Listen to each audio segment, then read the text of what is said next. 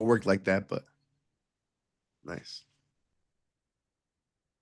Okay, so you mentioned, I'm thinking about it, so I might as well just be transparent. You Yeah. mentioned facilities in Jersey, New Jersey. Yeah, so the Princeton labs in New Jersey is what we were talking about, and the Pear labs. And back in the day when they were available or open, they were testing micro PK and macro PK, which is psychokinesis, your ability to engage with energy and matter in ways using your mind, right? Or your own personal energies. And so back then, they had determined through their studies that we can influence by using quantum random number generators, we can influence these different technologies, machines. We can influence the directions of these random ones and this ones and zero generator, this quantum number generator.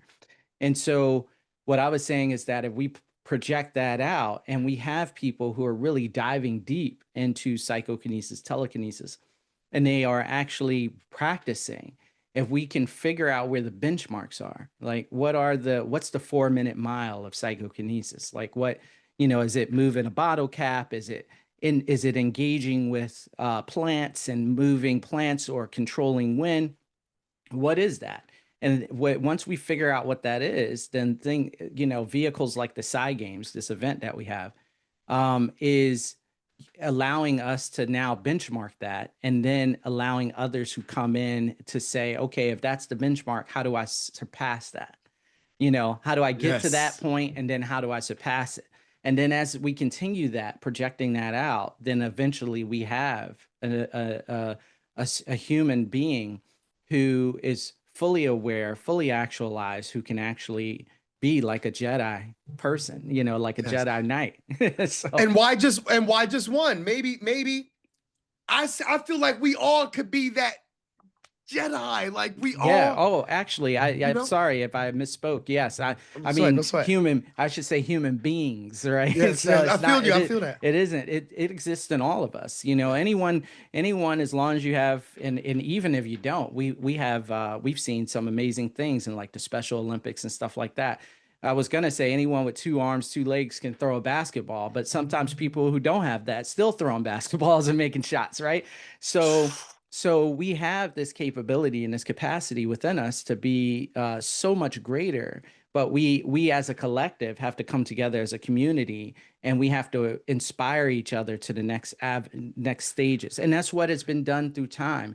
The first person Yes. who broke the 4 minute mile, everybody said it couldn't be done. His name was Roger Bannister, and he broke the 4 minute mile. Then all of a sudden it was possible, and all these other people started doing it, but before him Mhm. no one was able to do it. They thought it Mhm. was impossible. The same thing with traveling to Mars, the same thing for the person who crossed the English Channel. The first person to cross the English Channel, it took this guy 24 hours to do it, swimming. 24 hours, right?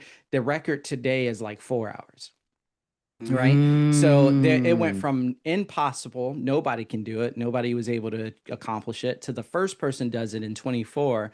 And then you just go about 30, 40 years later, or actually I think it's like 60 years later, we're now at a point where 4 hours is how fast you can do it, right?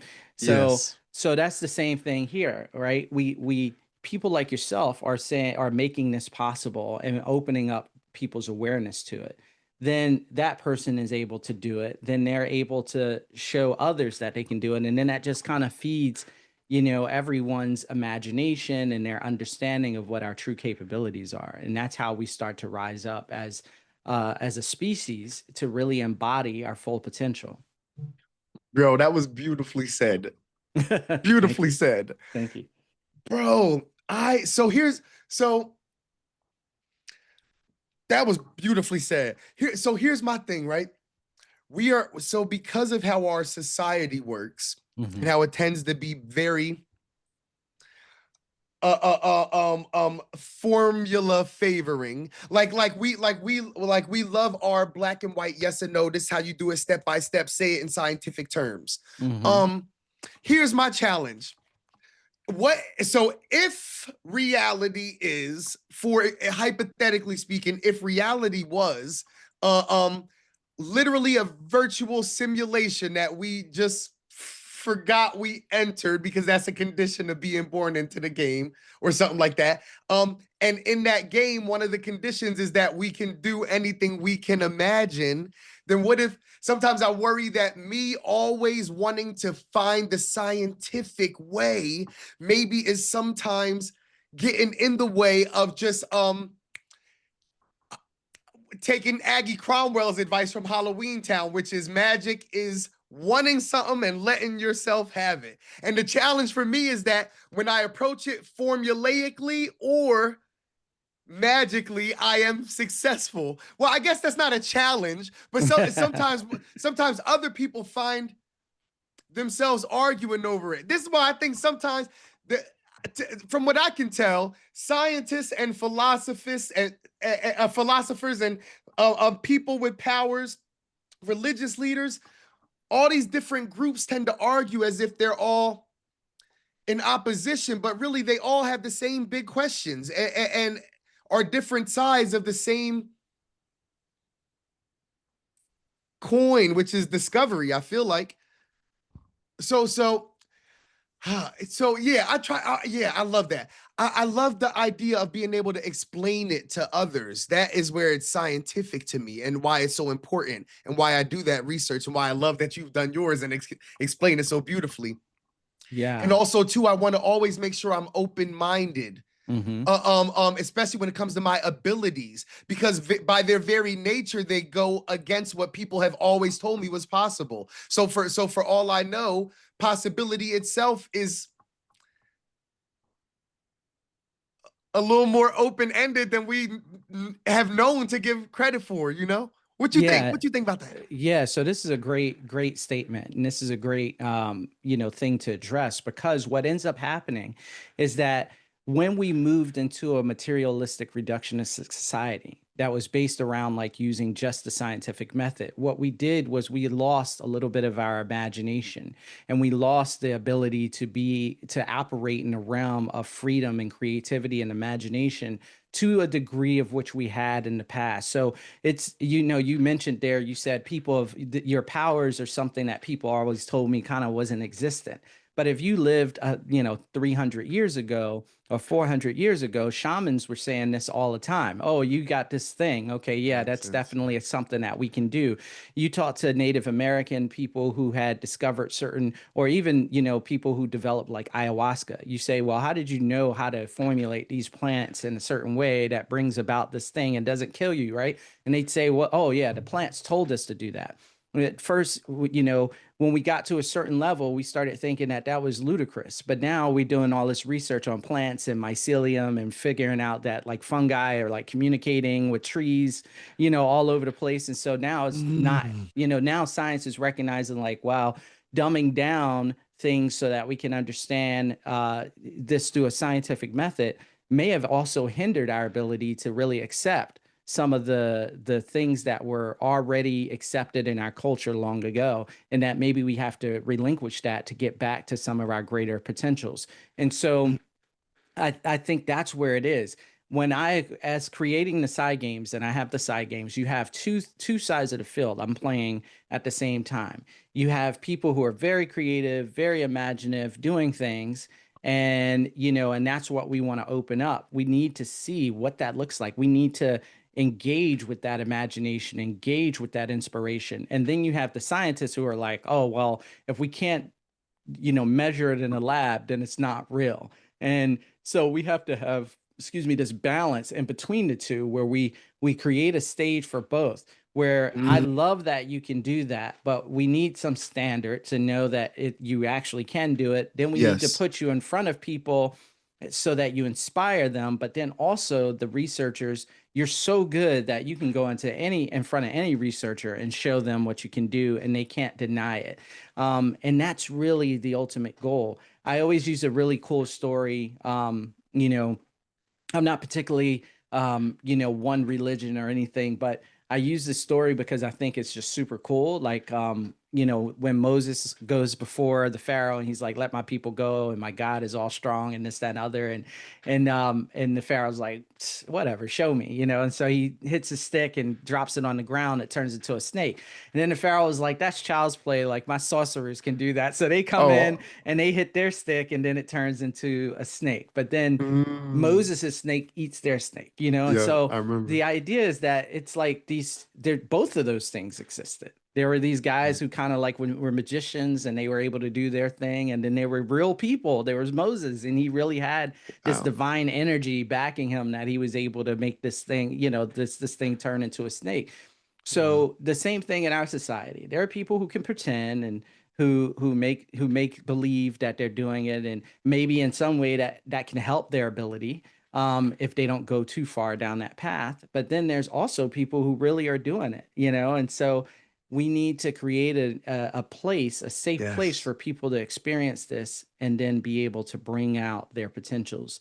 And Mm, that, I hope that kind of answers your question, because that's kind of where I'm at, is that, you know, yes. all these people are saying the same thing or saying their version of the same thing. The scientists aren't bad people for the most. They want to see this stuff be real and this stuff be validated based on how they view the world. And then you have the people who are philosophers who are like, nope, we want to see it be validated based on how we see the world. And they're all wanting discovery. It's just they want to use their methodologies to do it.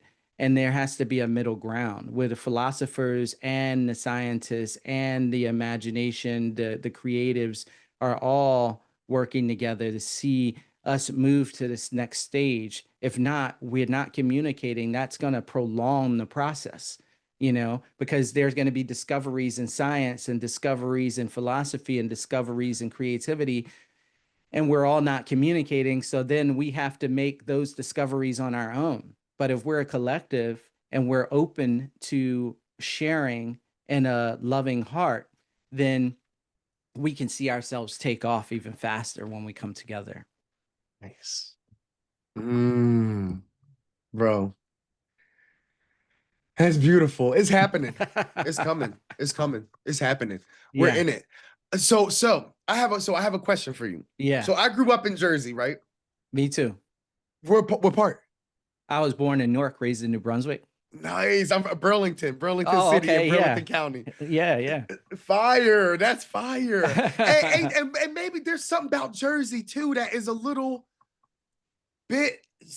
I don't want to say. I hate to have say anything that suggests that I hate to have a superiority complex or an inferiority complex. But I like to be honest too. Yeah, yeah, yeah. Jersey feels special to me or magical, not just because I'm from there, but it's for example, it's one of the only places in the world when you think about it where you get all four seasons in the Mm-hmm. world where you get Mm, all four. It's yeah. something about that. But so I grew up in Jersey. I have a question for you. The first time I used my power, I just like to call it chi, but for the public to respect that we're all still learning how some stuff works. I'll call it airbending, publicly. Yeah. Um, the first time I airbended was as a kid. I was walking home from school, summer school, with my cousin Eric. Shout out to Eric. And we got to the street. We were almost home, around the corner from our house. And I don't even remember why I said it to him because I'd never done it before that. But I said to him, I said, yo, I can make it windy outside. And he said, what? I said, I can make the wind blow hard as a little kid, bro, a kid. I can make the wind blow harder. And he said, show me. And I did it. And then we celebrated. And then he said to me, for whatever reason, he said, well, I can stop it. I can stop the wind. I said, what? He said, I can stop it. I can slow it down. And then he did that.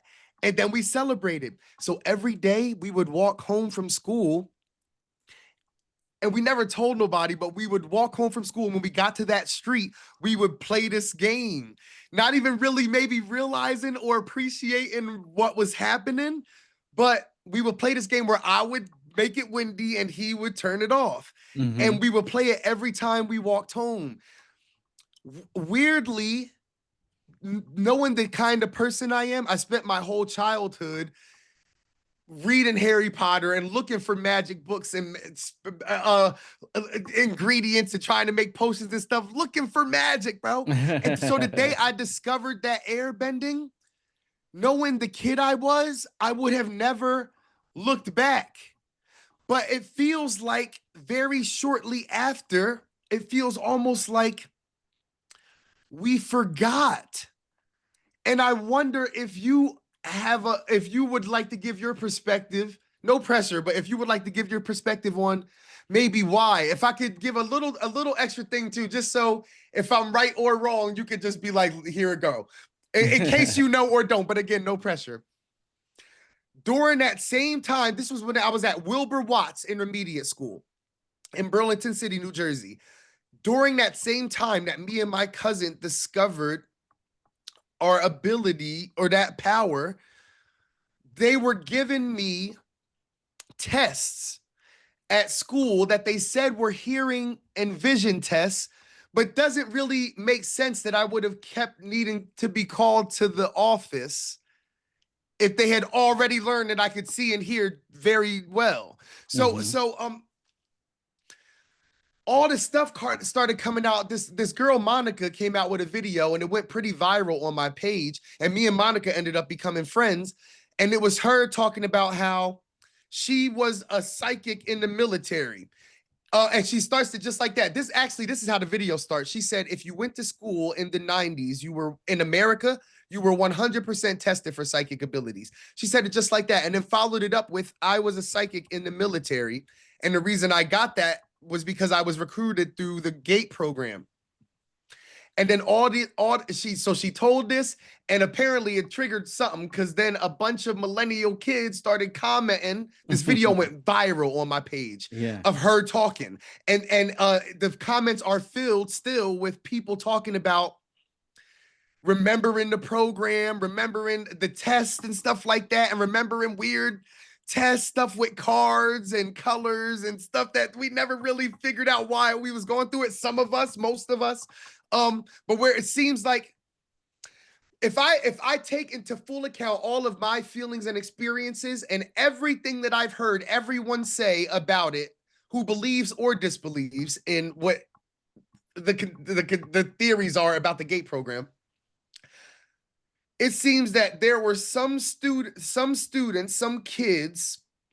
It seems like a bunch of kids, maybe a lot of the kids in public school were tested for abilities or something like that, that most of them maybe didn't pass the test.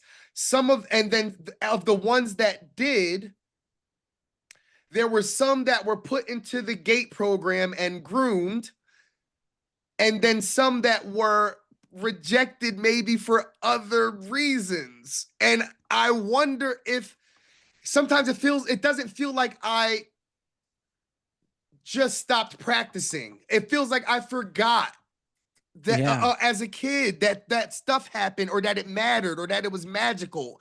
And I wonder what you think about that, bro. That was a lot. Yes.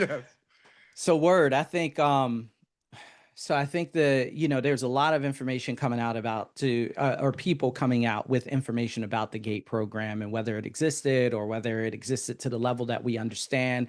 And it's really tough to determine because, I've met older people, younger people, and everybody's like, yo, I was tested. And there could be there could be people who were tested just because they were talented in math, right? But it could also be that there were people who were tested because there was something else going on.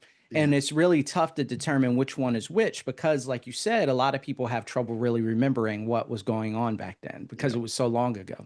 And we were kids. Yeah, we were kids. Right, yeah. Facts. And so then it's like, okay, well, if the remembering issue is that I was a kid and I just can't remember because there's a lot of things I remember and I don't remember, and that was pretty mundane, right? So sometimes people don't remember those things. There's things that I did in school that I'm like, oh, I can't remember that, but somebody else might remember it. And it's not that it was something that was super esoteric or something like that. It's just that it wasn't really a mark. Now, I'm not saying that negates the fact that there were probably other things that happened that maybe in some way we were made to forget. And there's an ex-CIA agent who spent about 30 years in the CIA, who retired, worked on some programs. He's out. He's an Asian man, and he's been on different podcasts. And he talks about that the CIA was actively looking for hybrids for a long period of time. And they were, Hybrids? yeah. So there's a belief that there's, or at least based on this person's test or what he said, it wasn't necessarily a testimony because he wasn't under oath or anything. But this person was saying that. The government knew of a series of different entities that were alive on the planet, and they had bred with humans, and that they had hybrids that had and they were specific families that were coming down these bloodlines. And so the CIA, according to this gentleman, was looking for people from those bloodlines because they had certain psi abilities, and then also using those psi abilities to engage with these, UAP or vehicles that we see. So, yeah. Does um does the difference between people, I hear people talk about different blood types lately a lot, and how that Yeah. so all right, go. I'm gonna just listen. You're good. There might be something with the blood types, because there's a blood type, I think it's like RN or something like that, that we don't even know like where that came from. We can't even understand that. We're also recognizing that we used to think everything was about Homo sapiens, but then we're recognizing that there were several different species of human type beings that were walking around at the same time. So we're discovering stuff all the time, which is why it's very difficult to be hard nosed on everything and say it was the facts. Because if we look at science and we look at what has happened over the hundreds and hundreds of years, there was a time some guy was talking about germs and everybody thought he was crazy. Oh, there's this thing that floats in the air, and if it gets into your cut, or bacteria gets into your cut or wound, or you breathe it in, you can get sick. And people were like, that's ridiculous. We never heard it, And then it was the invention of the microscope that allowed us to measure and see those things. And then we were like, whoa, wait a minute, this guy's been right this whole time. At one point, we thought the planet was flat. At one point, we thought the planet went, the sun rotated around us and not us rotate around the sun, as far as Earth is concerned. We're discovering stuff all the time. And so there may be something to the understanding of blood types and how that might relate to some of these hybrids that this guy might have been talking about. But again, that's, until we know, that's just speculation. And I often like to say, does it necessarily stop me from developing my abilities, And so I could spend more time on researching whether or not these hybrids and the CIA guy was correct. And that would be kind of cool to find out, oh man, I'm part hybrid. But ultimately, I need to, at this stage, it's very important for me to focus in on the abilities that I have, and to really just dive into making those things the most powerful. So I can be the example for this generation and the next generation of what we are truly capable of when we step into our power as these multidimensional beings. Beautifully said, bro. Also, we ain't got to talk about it that much today because we just met, and I know it's a process. But I am a flat earther, for the record. but we ain't got to talk about it right now. Okay. But so I have two things I would love to get your perspective on. So the first one I'll say, because earlier you mentioned it again just now and correlated it to what some other researchers maybe have talked about being related to like DNA and maybe even hybrids and stuff like that. Which is the ability of calling UAPs, which are lights in the sky that be, if we could put it simply, to not argue, lights in the sky that be moving abnormally. That we don't know what they are yet, that look like stars but are clearly not. Yeah. So just to put it real simple for anybody, that's what I mean by UAP, at least for when I say it. Yeah.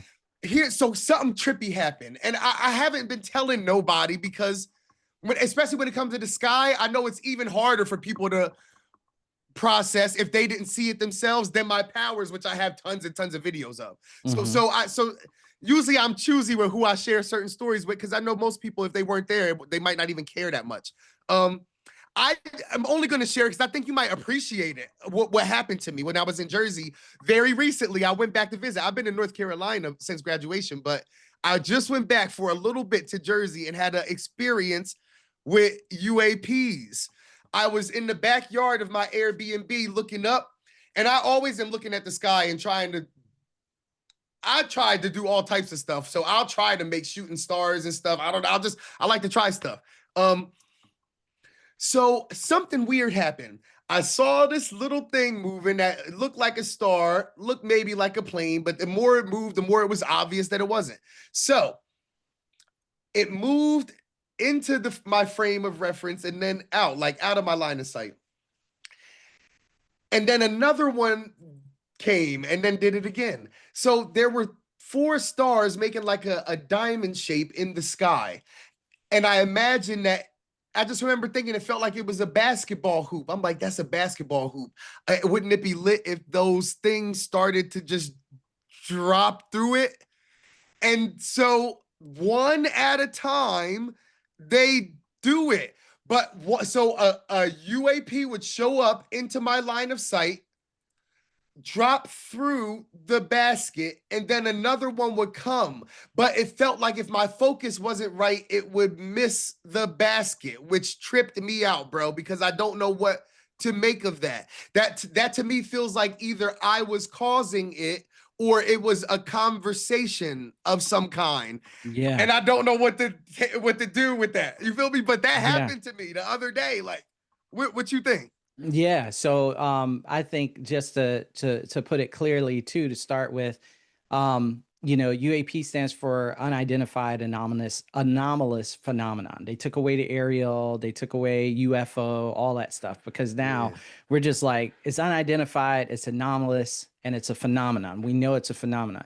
If you're anyone out there tracking what's going on in the government and other places, there's been more people coming forward now that's like, yeah, this is real. Government's aware of it. They've been researching it, so on and so forth. So that'll help validate people who might be questioning what's going on, right? Yes.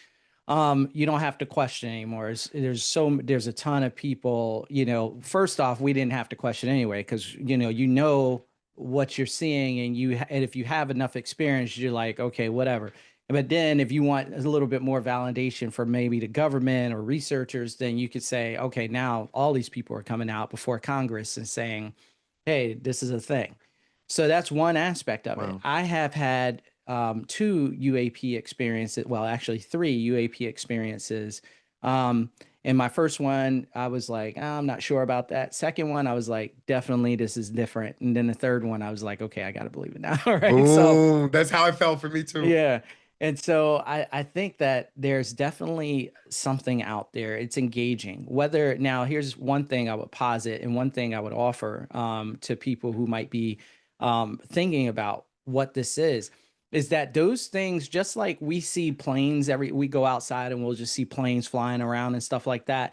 Those things are in our dimension, are in our space time. And these other things may be transdimensional, like they might be able to move in and out of dimensions. And there's talk that maybe there's some sort of veil in between dimensions that might be breaking down, which is why we see more people are having these experiences. But that also might be because more people are awakening to their true vision, their true potential. And so we have this time, what is it, Aquarius, this time of Aquarius, where people are starting to like really step into their power or being awakened to their power unbeknownst to them. Some people may not even be trying, and now all of a sudden they're seeing these things.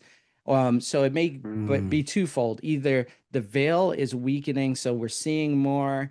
Maybe these things are making themselves available more because they're investigating. They sense powers or energy, and they're coming to investigate. Like with stuff like you're doing, that would be pretty. Just the same way we find you, Jesus, on TikTok, and I'm like, oh, what's this dude doing? And I get curious and I watch you. Might be what these guys are feeling on an energetic level when they're flying around, and then they're like, yo, what's going on over here? Like all of a Hmm. sudden I'm feeling all this energy in the wind, and I want to go investigate and see what's going on over there. So it might be a lot of different avenues that we have to stay open to the possibilities of like what's happening and how these things are taking place. And so I think, Yes. if you were to ask me, I wasn't there, but it sounds like a very real experience, that you Yes. had, and that, that's something other people are having that is truly existing. So Yeah.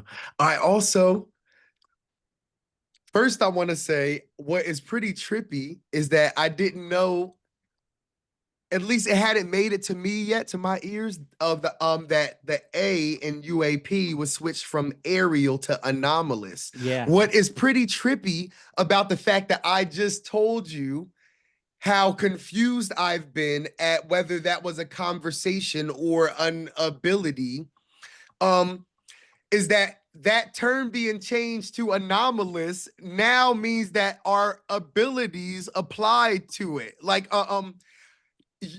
our abilities to many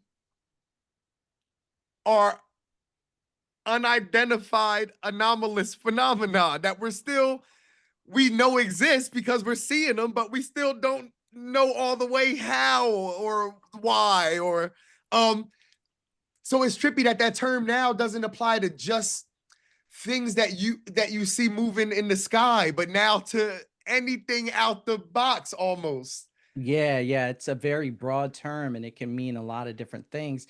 And there is a huge conversation about this connection between consciousness and these UAPs. And so they changed it from aerial because then you had scientists saying, well, what defines the air? Like, is it, it just being above me in the air? Or, if I'm tall, if I'm a 6 foot guy, am I in the air because I'm taller than you?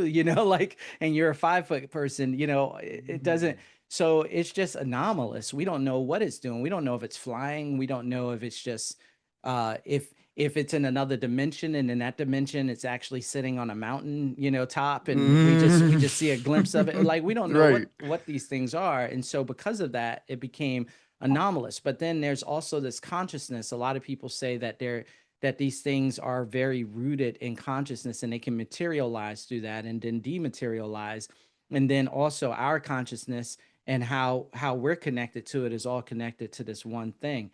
And so, I use this as an example to explain some of the complexities of what we're talking about. And so I say that consciousness, is like the ocean, right? And so there's this vast ocean, just like there's this vast consciousness. And then there are different ways that we experience that consciousness. So you could Yes. be a kid on the edge of the sand in the ocean, like just getting a little bit of the water on you. You could be a guy on a paddle board paddling out in the middle of the ocean. You could be a woman surfing on a surfboard. You could be swimming in the ocean. You could be on a jet ski. So each one of those are like what we call these different experiences, which would be like, even if we're talking, since we're talking about powers, could be different powers. So air bending could be like the jet ski person. Remote viewing is the paddleboard person, like, and we're experiencing that. Mm. Now, if you want to, and then the more time we spend, if I just go to the beach for an hour, stay right on the edge of the water, play in the water a little bit, and then go away, chances are I'm not going to like bump into a dolphin, right? Or some sort of like jellyfish or something like that. But the more time I spend in the water, the more I go out to further reaches of the ocean and then actually go down into the ocean, the more likely I'm going to have an experience with some sort of being, which would be like a whale or a dolphin or a shark Yes. or some sort of fish. And Oh. the deeper I go, the more those experiences are going to grow. So now I'm like deep underwater as a diver. And now I'm like, swimming with whales, and I'm looking at the coral and I see all the life around the coral. So if we are engaging in consciousness, let's say through meditation, right? And through our practices, the deeper I go in those practices, the more I'm going to start to have encounters with things that are also deep within consciousness. So in my analogy, it would be deep within the ocean, right? Yes. Yo, that was beautifully said. It's funny too, because I always use as my reference for awareness the idea of a swimming pool and Mhm. how when introducing somebody to something that they, especially something they never knew was real, usually the problem and why they tend to reject is because we have a bad habit of wanting to throw people into the deep end. Yeah. Whereas I've learned that sometimes it's better to walk. You feel Yes. me? Or to let people walk you into the Yeah. shallow end first and like ease your Yep. way in. Even though sometimes I'm cool with a deep dive too, jump in from the other end. Let's get it. Just tell me what's up. Yeah. It depends. But so it's going off what you said about the veil. Let me real quick. I want to share this prediction with you. I've only shared it a couple times. I don't mind being wrong, bro. And I know that the future is always changing based on what we choose right now. At least that's kind of how I see it. So, um, if it doesn't happen, that's fine. But it's at a point where I'm sure enough that I've been speaking about it. In terms of this veil or the idea of a something coming down or breaking or opening up that allows for more communication and connection, Mhm. maybe in a multi-dimensional way. I've been having a vision that there is a portal that is gonna open up, and that the portal opens when Stranger Things season 5, which will be its last season, drops on Netflix. Um, which will be very soon, I think, November. And then Yeah.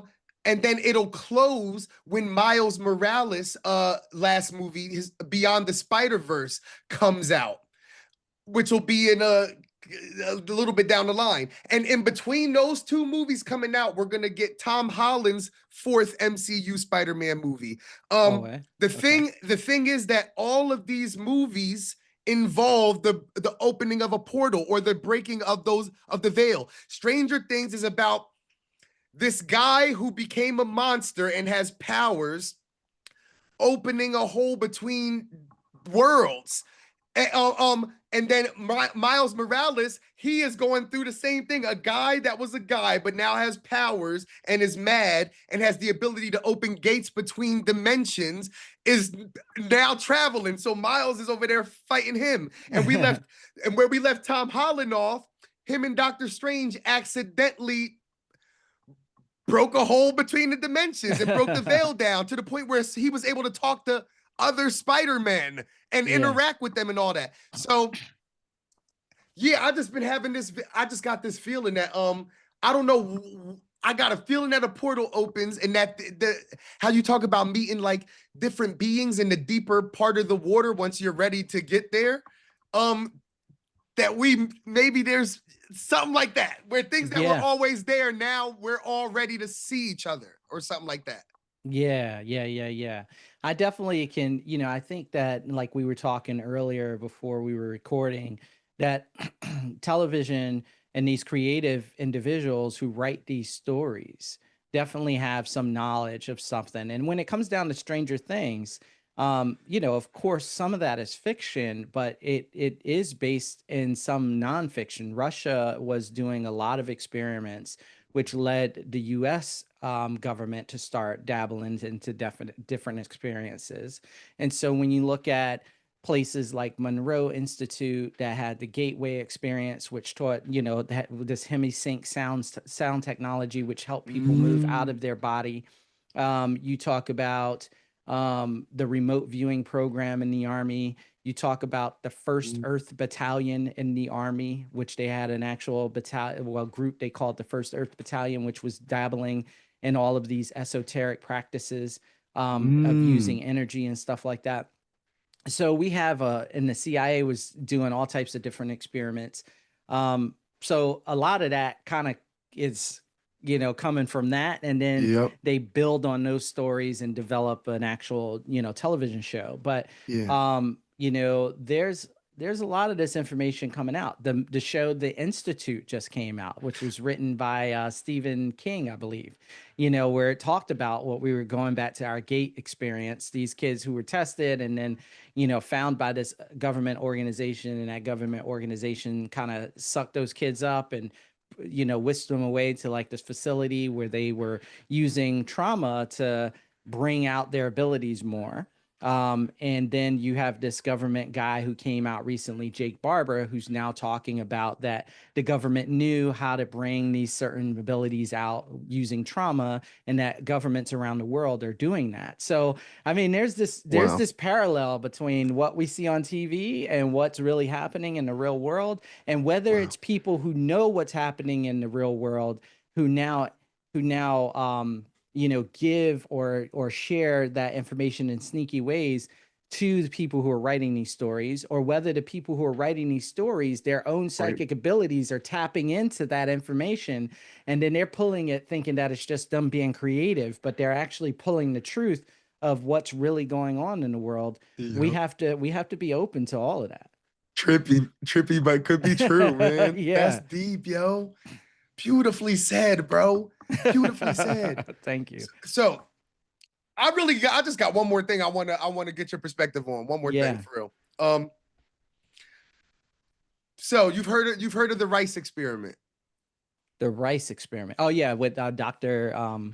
Yamamoto, I believe it was, where he talks bad to the rice in the water or whatever. Yeah, got it. Yeah. So okay, so I did I kept finding I'm always looking for ways to explain to everybody how to at least approach it, their power in terms that they can understand. So I love to have a lot of different ways to understand it. So with the rice experiment, it's deep because again, it brings that question in of how scientific is it? For somebody to say that is magic, it's hard to tell them that they're wrong. Then again, though, if it's happening, okay. So let me just focus. Let me focus. I did the rice experiment. Mm-hmm. Mine's different than others that I've seen.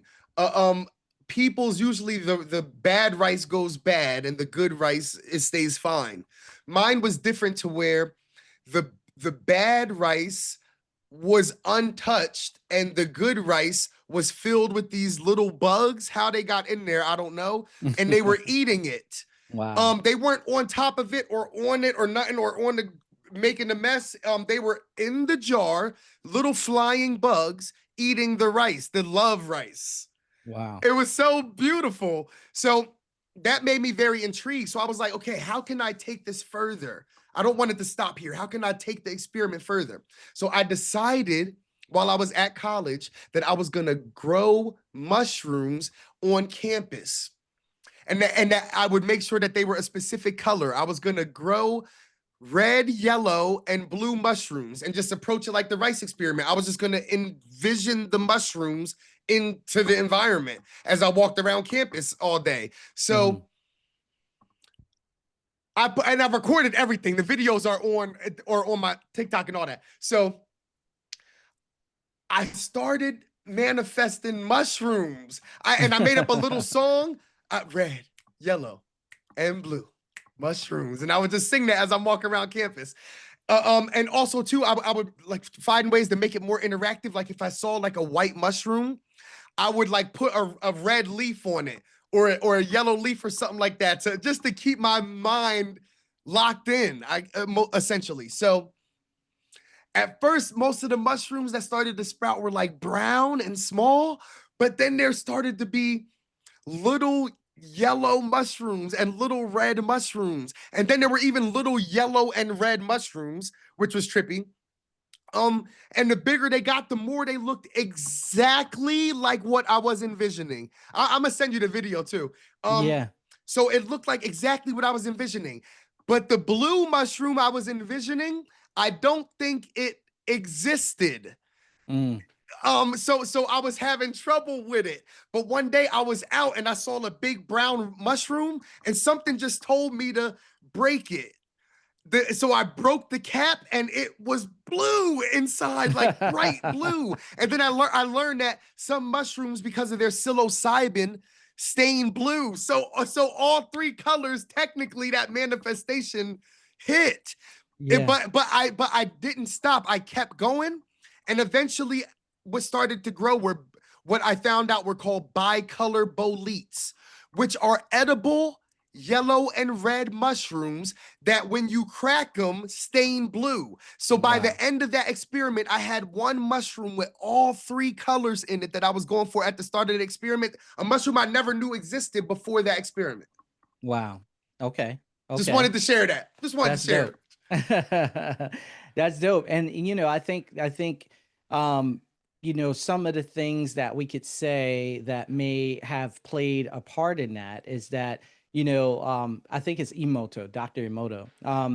His experiments with the rice is that there's this, there's the truth that everything is vibration and everything is vibrating. Everything has molecules.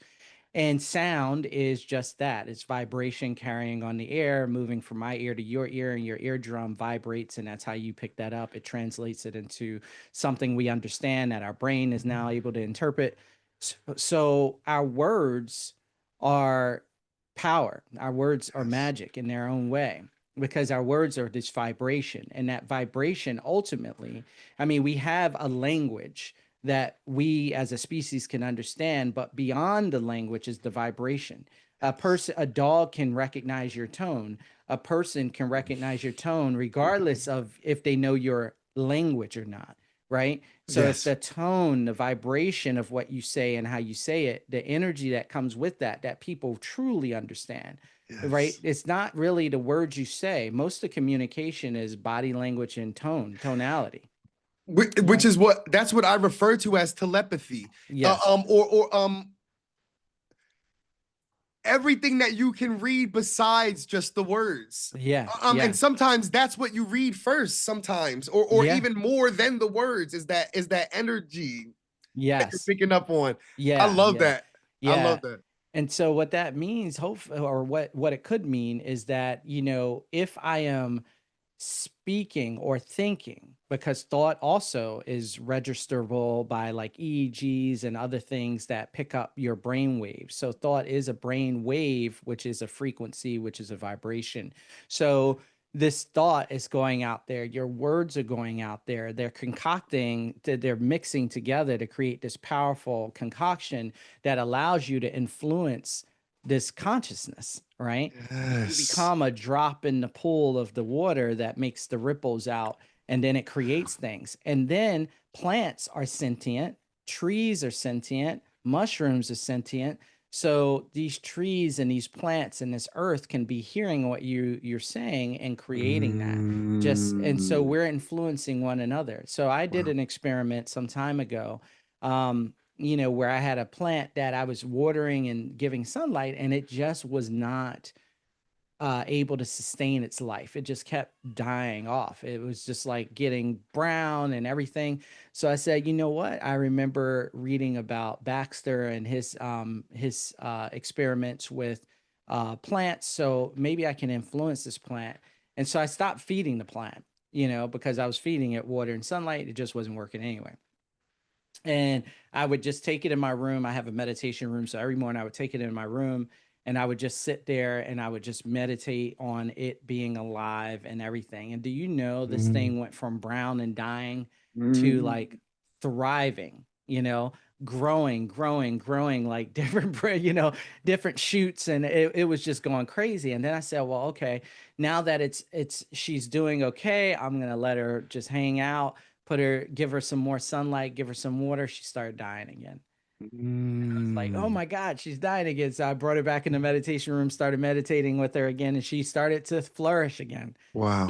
So whenever I would stop feeding her the water and the sunlight like usual, like you're supposed to do with plants, she would not do well. And then even when I took it one step further, I said, well, what if I just don't give her sunlight and water? Because maybe that's what's killing her. And I just put her somewhere where it's dim and, shady, and maybe she just thrives in that type of condition. And she still would not thrive. The only time Wow. she would thrive is when I would give her my energy. And then what I did Mm. to take it a step further is I then started meditating over water, sending that same type of love and vibe to the water, and then fed her that, and then that's what kept her alive, Oh, right? that is even though even it's so simple, Hmm. But sometimes I wonder if not the very cure to things like cancer lie in something so simple as being able to put the right intention into your water, which can hold and memories, Yes, which we yes, know that yes. now. We know that. And Yeah. oh, I love that. I also love how you explain things so physically, or how to say it. There's a misconception, at least sometimes people reach out to me for like training or questions and stuff like that, and they'll say something like, "Can you help me with my spiritual abilities? I'm trying to learn how to develop my spiritual abilities." And I say, "What is a spiritual ability?" I say, if anything, what's spiritual is you deciding what you're gonna do with your power. That might be spiritual for you, Hmm. but these are physical, and I can't stress that enough that we're here to learn how to do it. Like we're going to physically do something. And Hmm. but I think too, it tends to be presented to us in a very non-physical way. Um, and then too, all on top of that, I'm still just thinking about the water and how and you which with the plant and putting the love into the water. That's such a simple, but I'm also thinking too about how the sign Cancer in on the zodiac chart is a Uh-huh. water sign. Yeah. It just feels like I don't know, a good feeling. Something about the cure to cancer may be as simple as the right water. Take that with a Yeah. grain of salt, people. I ain't saying you, but I'm saying it could be. It could be Yeah. that simple. Yeah. There's been a lot of cures and what we would call miracles that have happened with people who are healers, who are positive thinkers, who have a certain type of energy, people putting energy in certain type of waters and things of that nature, and then those having an effect on the body. And so Mhm. there is a research project that's been going on for a while with a guy who, it's called Aqua Psi. Have you heard of that? No, Aqua Psi. So it's Aqua and then PSY instead of PSI. I think probably PSI was taken as a domain name. So thanks. Aqua Psi, and it's a guy in Germany in a lab. He put some water, and the water has a certain pH level, and it's got these two electrodes in it, and then that shows you the pH balance of the water Oh, on a screen, and you can log in, get a you can set a schedule a time for you to actually log in, and it'll just be you or maybe a group of you, and you can focus on lowering the pH of the water, and you can see an actual live readout of whether or not the pH drops, or whether you could focus on raising the pH of the water, and you could see on this chart whether the pH goes up. So then it proves to you that this is an isolated lab, that you can, even over this great distance between the US and Germany where this lab is, you can still influence water at that distance. So that would be another thing, if people want to kind of prove to themselves, like, if this is real, that can we have one, does time and space actually matter to consciousness? That would show you no. And then two, can I influence things around me just by thinking about them and setting my attention and my intention and my attention on these things? Can I influence them at a distance? And yes, you can. oh, bro. I love that. That makes me. So I want to share two things with you. That makes me think of Michael Grubb, who I've seen him on multiple occasions be in a video chat like this Hmm. with his student, and his student has a pinwheel on their screen, and he's controlling that wheel. Yeah. From I love to see that. Also, during our conversation, I can't help but notice it because my vision for that is always turned on to notice that kind of stuff. When you were talking to me earlier, you moved your hand like this very passionately, and Yeah. it moved the trees outside my window like do, do, do, do, do, do, do. I didn't want to talk about it in a moment, but since you brought it up beautifully, so I'm like, let me tell him that definitely happened. And it usually is that simple. It usually, at least Yeah. at least for approaching it with the air, yeah, yeah, yeah, yeah. To master anything, that takes work, but Yeah. usually to do it, to be able to do it, is It just takes hopping on the bike and being willing to fall off a couple times. Yeah, yeah. That's it. And you know, our society has made us so wrapped up in the outcome of things that we have a trouble letting go, right? We have trouble letting go and just being. And we always we I love this statement, you know, we want to be humans doing, not humans being, right? And so and Mm. really being our true self, being in our true moment, being in the now. Those things are very important. And it's tough for us to do that because we want to do. And so, really, to master doing just means being. It just means being. It means being a part of yourself, being a part of the whole, just being okay, not getting wrapped up in the outcome of things. The outcome happens. And when I practice with my kids what they call the Psi wheel, I use the Egley wheel. So I teach martial arts and I have a martial arts school. And Nice. when I use the Egley wheel and I say, hey, make the thing move in a circle clockwise, when I first started that, people would have a hard time because they would be trying to do something, right? So they're like trying to do it, trying to do it. And then I realized that maybe I changed my words. Maybe I changed my words to engage them on a different level. So I said, Mm. hey, Johnny, what would it look like if it went counterclockwise? And guess what happened? Boom, it starts going Oh, counterclockwise. that's And a then I'd gem. say, well, now that it's going counterclockwise, what would it look like if it went clockwise? And then immediately when they engage with that imaginative aspect of their brain, the wheel stops and then it goes clockwise. And so Mm. when they were trying to do, Nice. it was having issues. But when they just were being and being in imagination, being in their creative spark, things just happened. You know, it Mm. began. And now they're not tied up in the outcome because it's more about the imagination of it than it is about the outcome of Yes.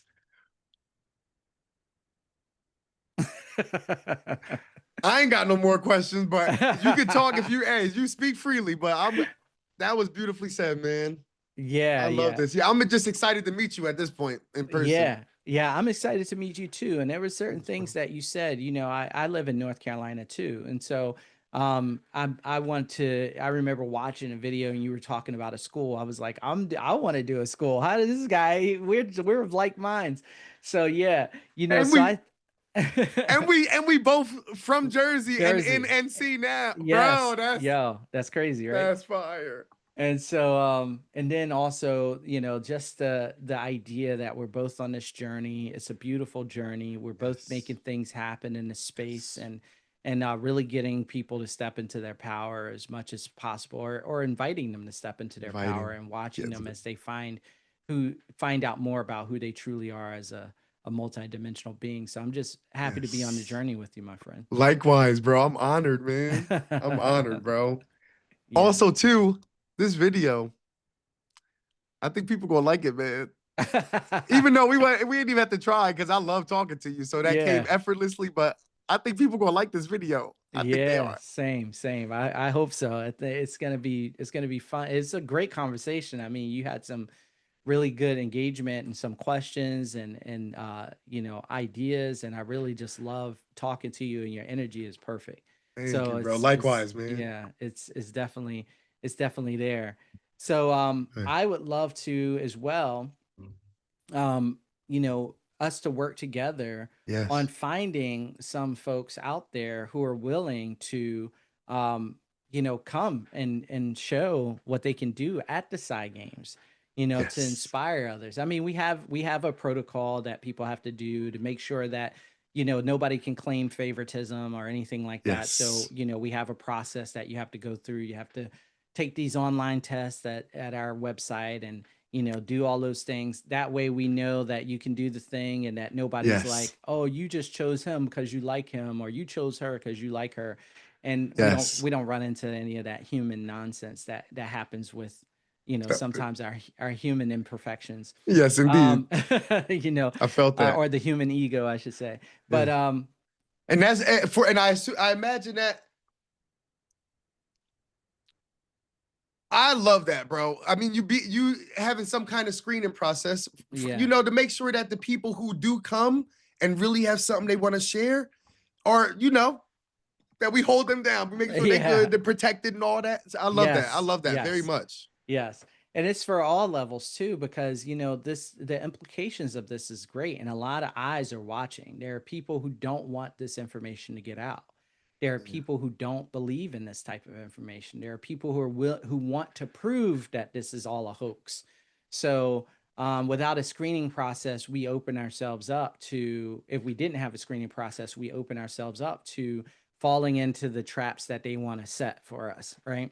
And so by having the screening process, we can say, oh no, this person made it to this point because they were able to do these things. And we had these things figured out by scientists and stuff to help us prove that this is an actual ability. And then now from that point on, we're working on the community, the love, the inspiration, Yes. and we don't have to worry about all that because that's already been taken care of by the screening Facts. process.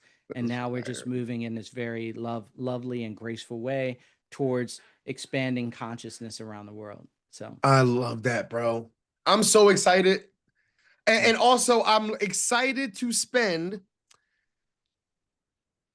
a lot of effort and content helping people to learn about the side games before the side games. So yes, I'm so passionately invested. Like I'm gonna be making all types of videos. That's why I wanted to record. I'm like, we might as well record because I'm gonna post it and people gonna see it. That's awesome, man. I think Yes, you and I should definitely have a few more conversations yes, me too. like this that we Yes, record, yes, because I love our energy going back and forth, and it's helping me clarify my mind and where and what type of things are coming up out there in the world. You're really highly proficient and skilled in what you do, and so thank you, and your bro. passion and your love. You got this book out. I'm just so excited. All the things that I've been wanting to do, as well. I'm working on a book as well, but not And necessarily in the same genre yet. But it's nice, something that I've been wanting to do, and so I think that this nice. is this is how we reach. Jesus. The other thing that's very important are the youth, right? Yes. As I travel in my circles, I've trained with many of the original military remote viewers. I've trained in Mindsight with all these folks. I've trained in psychokinesis. I've worked at the Monroe Institute and trained with those guys. Oh, nice. So I've been in all these different circles, and what you find is that you find a lot of adults, and people aren't doing anything for the children. And Mm, so how then when a child is in this, they're coming into the world from this other dimension and from this, and they are fresh and they yes. have these abilities, and somewhere on this deep soul level they know that these abilities exist. And then our materialistic reductionistic world says, nah, that's not how you get along. You get along in this world with logic. Cut out all that imagination after a certain age. We don't want that no more. All that stuff, and then it starts shutting down their abilities. And then they get into Wow. their 30s and 40s, and I'm sure you have a lot of people writing you, and they say, I knew I always can do this, but I forgot. I shut it down because my family or my friends or my community wasn't all about that, and now Yep. I'm willing to step up. But then that means there's a whole generation of people that from when they first had their experience from 7 or 6 or whatever till 40 or 50, they've been suppressed in that way. And so how do we not only open those folks up back up and give them a way to open up, but then how do we just keep kids from not closing down to begin with? We have to Yeah. start putting out more stuff for youth to be able to explore their power in a safe environment, in a community that loves them and wants to see them thrive in that way, not a Yeah. community that's trying to shut them down and keep them from stepping into who they truly are. No, we need to embrace it, and we need to embrace it from an ethical perspective too, so that they know, like, just because you can see anywhere anytime doesn't mean that you always go in and like start staring at people while they're time while they're doing their Yeah. business in their private time, like, no, that's not what you do, so on and so forth. I just had this conversation with one of my teachers, and he was of the mind where he was like, well, kids could have all of these hard experiences. Maybe they run into a ghost, and that ghost is not too nice, and then they have that. And I said, well, okay, cool. I grant you that. Maybe they have this overwhelming experience, but that's why mentorship is good, because is it better to not teach youth about the dangers of the world and the realities of the world, or and just try to keep them in a bubble, or is it better to responsibly mentor them to understand what could happen, but then here are your abilities, but here's also some things that can happen, so be careful of this and I'm going to mentor you. I Mm, think that's a better way to go me versus too. them getting into a point, what if a kid does see ghosts and you're just trying to pretend like it doesn't exist? That leaves them on their own to try to figure out how to deal with that, which creates a lot of trauma versus a Yep. mentor coming and saying, "Oh, this happened to me. Here's the protections you can do if this ghost may be mean or whatever, or maybe you can transmute that energy to be it more positive, or you have your own power that can that can keep that out if you don't want to see it." But instead, you just say, "Oh, that's evil, whatever, shut it down. It's make believe." Now this kid is out there fending on their own, and that's Mm, what creates all this trauma. So we yep. have good quality mentors like they did in times of the shamans and the priests of the past, where they say, "Oh no, this is a real thing. Here's what you can do that can help you grow in this way in a safe space." We need to Yes. relive that. We need to rebirth that type of mentality. So you and Yes. I and those like us become the mentors of the next generation.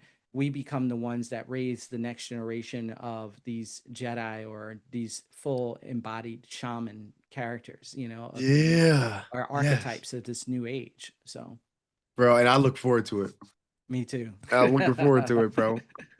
Me too. Ooh, I don't know. Should we end here? Should we end on a Yeah, high let's note? do it. Let's do it. So here's what I'm thinking too. Also, too, this for everything you just said just now too is really why I want that school. Yeah. It's more than anything. Yes, it's to learn and advance and evolve. Get stronger, improve. I love that. I'm all about that. The community though, being able to get those kids that thought they had to be isolated and separate because of their abilities around some other kids to be friends with that are the same. That's my favorite thing. That's what it's about for me. I'm really thinking too right now, even just a month. Just a month. My plan. So my plan for the PsiGames is I wanted to get a squad together, a group of friends that train passionately and also are passionate about content creation.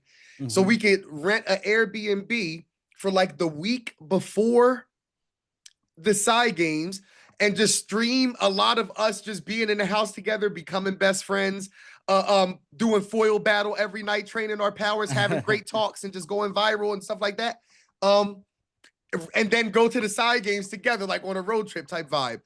But now, the more we talk about after this talk, bro, I want to do the school now. Like even if I just imagine that maybe even if I did like if I got a big enough place, if I could rent a big enough place that month before the PsiGames, where I could have people come visit, stay for the month, and we train for that month real hard before and go to the games like ready, you know? Yeah. Yeah. Um, just letting you know where my mind is at. Like my juices are flowing. Like Yeah. I'm so excited, bro. Yeah, yeah. This is really really cool. When we're not recording, I'll ask you where you live in North Nice. Carolina so that we can chat about that. Awesome. But also, sometime in the next few years, next year, 2 years or so, I own 100 acres of land in North Carolina, and Nice. I've been planning to build a community, what I call the Questgate Academy, which is going to be an academy and where people can come and they can spend months learning at this facility, and it'll house the first facility will house 25 people. So 25 people will be able to stay there for a week or a month, out in nature, where we have trails, where we have ancient rock formations that people can meditate, that I currently meditate at. Um, and it's a super powerful place. It has courts throughout the whole land. It's got water running through the land. It's got gold in the land. I mean, it's super powerful. And so it's about 10 minutes away from an energy vortex. So there's a lot happening there. And so Yes. So that would be one way that we can collaborate in the future, but then also Yes. in the immediate, we can have some collaboration as well as to Yeah. how we can get people trained. I'm going to put the challenges up here soon, in by the end of this month, early Okay. next month, so people can start training for those specific challenges and make sure that they know what the rules are going to be and what we expect to see, as they're doing it. And we have two types of divisions. We have the team division and we have the individual division. So a person can come in as an individual, or it could be a group of people, a group of 5 who come in as a team, and the best person for each of the modalities can actually compete for that team. So one person in remote viewing, one person in psychokinesis, one person in dowsing, one person in mind sight, vision without your eyes, and another person in precognition, right? Oh, that sounds so fire. Yeah. Yeah. It's Oh, going to I gotta be. get in now. Yeah, I really gotta I'm gonna get a squad together. It's happening. It's happening. I'm attracting them through the universe, like calling my real friends. Like, where my best friends at? Let's get it. Yeah, It's happening. it's going to be the Psychic Olympics, man. It's going to be. Yes, bro. Yeah. Oh, I love that, bro. Man, have you seen Foil Battle, bro? I have not seen Foil Battle. I'm gonna send you a video of the mushrooms, Uh-huh. and then I'm gonna send you a video of me and my friends playing Foil Battle. Because people always say that people tell me all the time that they should add Foil Battle to the Olympics. And I never took it serious until this moment where you called it that. You said the Psychokinetic Olympics, Psychic Olympics. I'm like, bro, maybe we can get Foil Battle in there. I'm gonna show you so you can. It's pretty lit. It's pretty lit. The way it works, I'll just explain the rules real quick since we're talking about it. So we'll have a table, a nice long table like this. One person on one end, another person on the other end. And the goal is you'll have 5 pieces of foil lined up across the middle. We take a bow, and then somebody starts. You have to move the foil without touching it directly, straight like that. However you go about that, that's up to you. So the goal is to knock more pieces of foil off your opponent's side of the table than them. And if you do, you win. Any pieces that go off on either side don't count for any points. You also can catch a foil before it falls off and place it back on the table if you do. And you're allowed to block your opponent. You can block as well. Yeah. I'm gonna show you this game because it's very simple, but when the right people know how to go hard at it, it becomes very telekinetically beautiful. So I'm gonna send you like one of the best videos of Foil Battle. Okay. Okay. Yeah, I love that. lit, I love that. I also talked to, I forget his name because we just met. But the more I get to know him, I won't forget it. I believe he won 2nd place in the PsiGames. Oh, Aaron. Yeah. Aaron. Yep.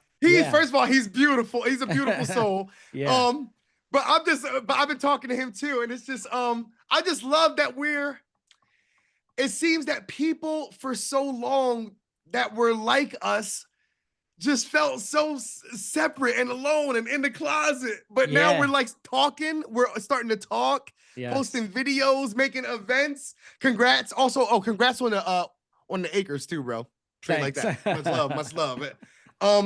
So I just love to see it. I love it for us. I do. For everybody.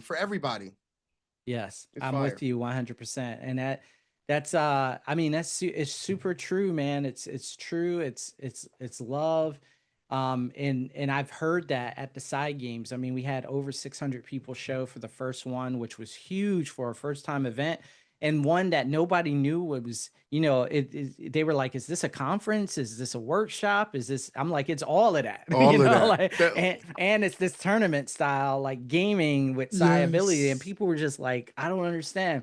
So, even with all of that, all these people showed up, they got it. And and the feedback we got the most was that for a first time event, this was the most impressive event that they have ever seen. It rivaled events that have been going on for 20 years, even though it was the first time it had ever been done, because all of the magic and all of the pieces came together, and things I wasn't even thinking about when it came to me as a download from wherever, things I hadn't even thought about, the people I needed to fill those gaps just showed up like magic. And they were, I mean, like literally like they were portaling in. It seemed just, it was just so far out there, like, whoa, where did you come from? And yes, that's exactly what I needed. And I didn't even know I needed that, you know? Wow. And they were filling those gaps, fixing those holes. And we had this amazing event. So next year we got a bigger hotel. It's in North Carolina, Charlotte, North Carolina. We are going to, we're going for 1,300 participants this upcoming year Oh, in 2026. And then the okay. year following that, we're going to try to double that. So every year we're going to Yes. try to double or Bigger and triple bigger. the, yeah. Yep. And to the point where we literally are a worldwide event with Psychic Olympic. You know, we can have one. I've had people approach me about doing one in Australia. People approach me about doing one in Mexico. And so we're going to, and Yes, then bro. what will happen is we'll have all those countries represented at the Psy Yes. Olympics, you know, the Psy Games, you know, let's say I'm going to put it out there as 2030. Psy Games 2030 will have multiple countries represented, you know, with multiple people. We had that Wow. this year. We had people come from Thailand, Brazil. We had somebody from Australia. We had another person from the UK.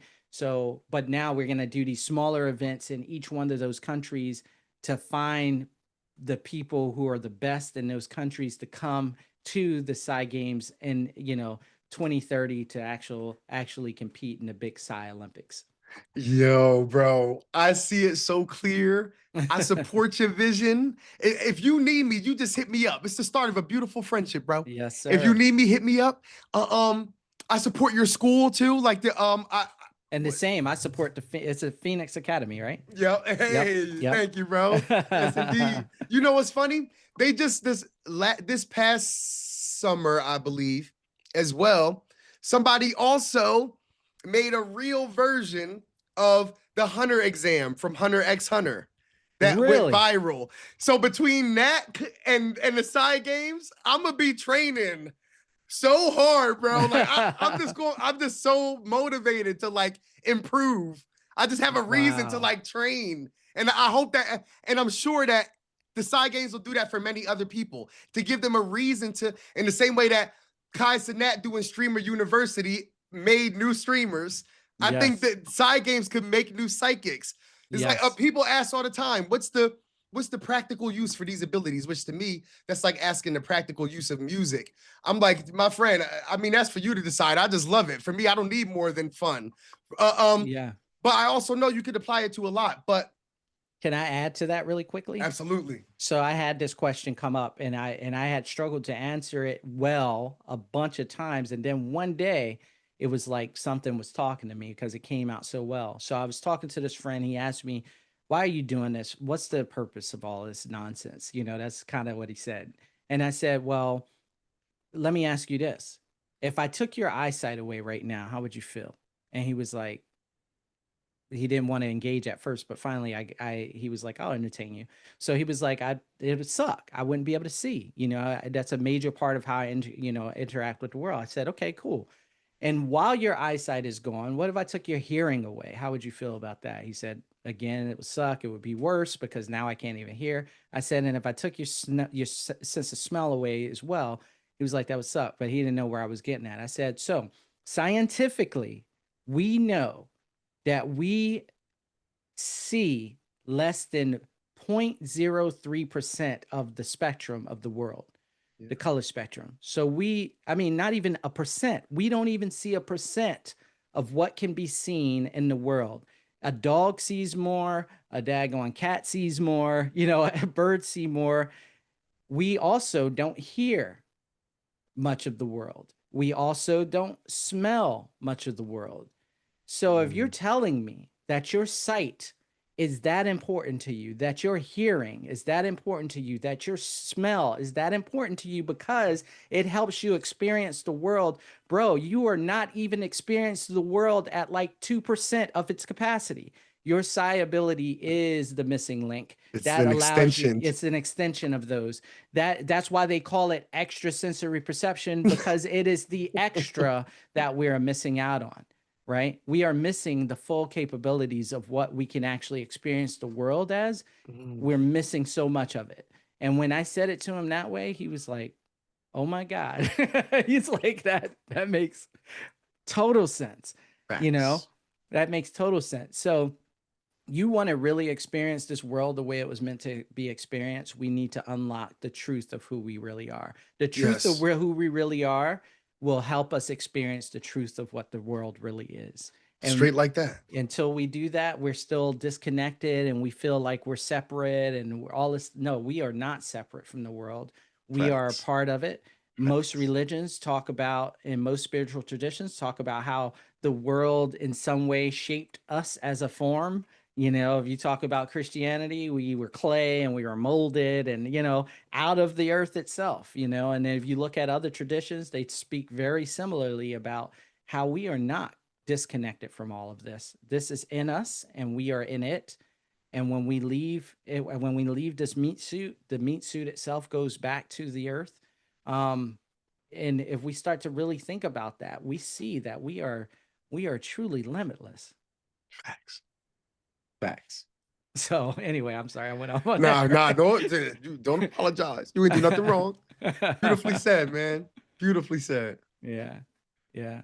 I think we Wow. good, bro. Yes, we are good. And let's take it from here. Let's look Okay. at linking back up in a week or two and Okay. seeing like how we can actually, I'm sure you already have some ideas about put out a call to people to start prepping for the PsiGames 2026, whatever your Yes. team is going to be looking like. Once we stop the call, I'll tell you what some ideas of, or once we stop the recording, I'll tell you about some ideas that I have really quick, and then we can move Okay. from there. All right, cool. You can you I think you can stop it? Oh, Or can I stop it on my end? Let me see if it has to be me. Oh no, I never recorded it. Oh, no, it's recording on my end. Oh, it's It recorded. says Oh, that's recording. why. Okay. Okay, perfect. I was about to